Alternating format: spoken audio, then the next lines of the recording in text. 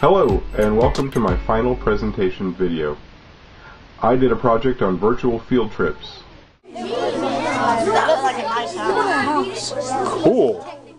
In our short time together, I will be sharing the rationale behind the project, the literature pertaining to the project, the design and development of the project, the skills that helped me perform the project, and what this could mean for my future. It should be an exciting 8 to 10 minutes. Thanks for joining me. The rationale behind the project is pretty straightforward. As budgets were cut and belts were tightened, schools lost a lot of the funding that they needed, and some of the first things to be cut were field trips.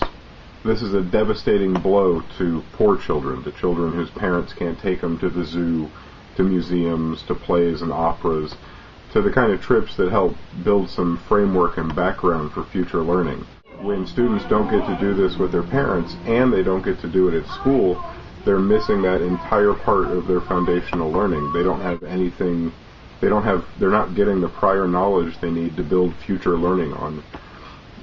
This is dreadful, and I really was hoping that virtual field trips could help fill the gap.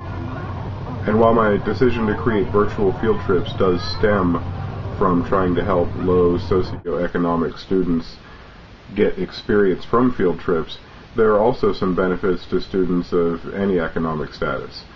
There's the pre-trip visit so that they can see a place that they're going to go and get a preview of it. And there's also post-trip follow-up where students get to do the virtual field trip and add on to what they've already seen.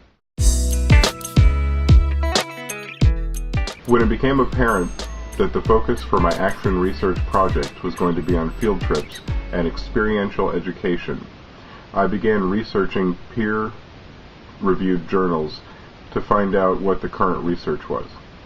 I prefer the peer-reviewed journal because these publications are so thoroughly checked that you can pretty much count on the information in them being valid. I found many articles about field trips, experiential education, and pre- and post-trip activities and how important they are, and all of the articles pointed towards how important it is for students to get these kind of experiences while they're in school.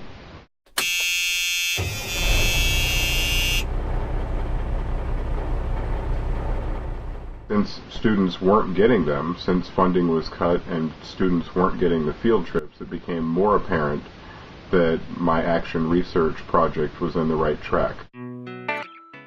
With the literature backing me up, I was ready to begin my project.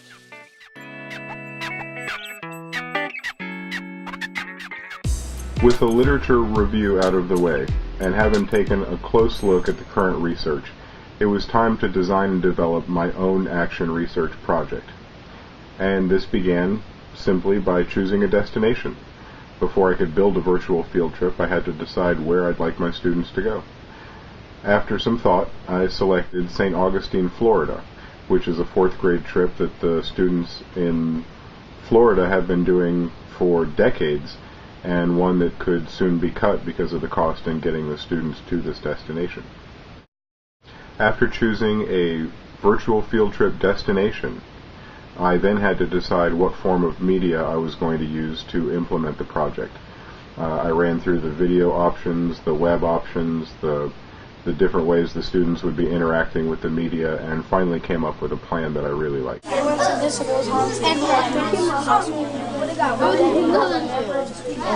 Then I had to decide how I was going to deliver the virtual field trip. I have 22 students, and I had to get all of them on the trip and in front of the technology. It turned out I was going to use the school computer lab for this first cycle, and that was the delivery method that I was going to be using. Then the big day came where we actually went on the virtual field trip. The whole class marched over to the computer lab. We logged on and located the website that had been created and ran through the activity, which was to visit all of the stops on the virtual field trip. On the day of the virtual field trip to St. Augustine, Florida, the students took a pre-test and a post-test to try and assess how much they learned on the field trip. After collecting all of the data and taking it apart and putting it back together, it showed that the students did indeed learn a lot about St. Augustine, Florida that they didn't know before.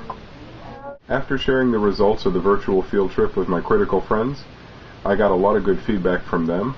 I then shared the virtual field trip with the other members of my team at school, the other 5th and 4th grade teachers. After finishing the first cycle and running that virtual field trip to St. Augustine, it was time to create the second virtual field trip, this one to Washington, D.C. The students that went on this trip to Washington, D.C. again learned a lot about a field trip destination they previously knew very little about. According to their pretests, it's as if they'd never heard of Washington, D.C. before. And after taking the post-test, it was evident that the virtual field trip exposed them and taught them about many of the monuments and many of the things that are to be seen in Washington, D.C. It was a very successful virtual field trip, and it's plain to see in the pre- and post-test right there in front of us. It's very exciting. After so many months in the Full Sail University Educational Media Design Technology program, it's hard to separate any of the skills that I picked up and attribute them to one class or another. The skills overlapped in so many different ways that it's just a mass of knowledge and a mass of information that I didn't have before, and it came from the program. It was such a rich, deep learning experience. I truly had a lack of knowledge that was then filled. I know stuff now. I have skills. Among them are GarageBand for making audio corrections and putting audio files together. iMovie, I've become very adept at using that and use it in my work even now. The Adobe Suite with Flash, among the many other programs in there. Among some of the new concepts I've been exposed to, there are the aspects of collaborative learning and group projects that can be done in a virtual setting, out in the clouds, using Web 2.0 tools, using the Google Suites. There's many of these concepts that I hadn't been introduced to, and I now have them in my arsenal, tools that I can use, tools that I am using right now in my classroom. I learned a lot during the program, and I'm sure there's no end to the way that I'm going to use the different things that I've picked up over the last 12 months.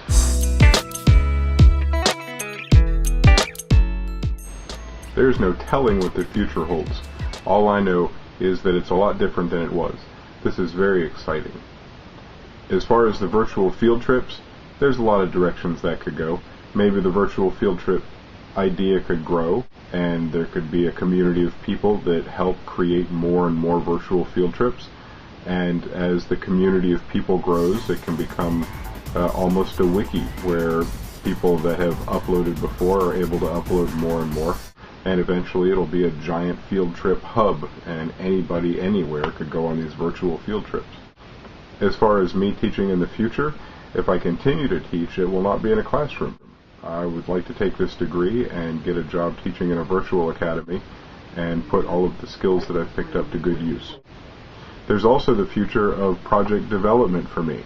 I have so many ideas that I want to put together, and networking with the people in the program and others that I've met along the way make it seem like it's very possible to make some of these ideas that have been floating around turn into actual working things. It's an exciting prospect to be able to take an idea and turn it into a reality.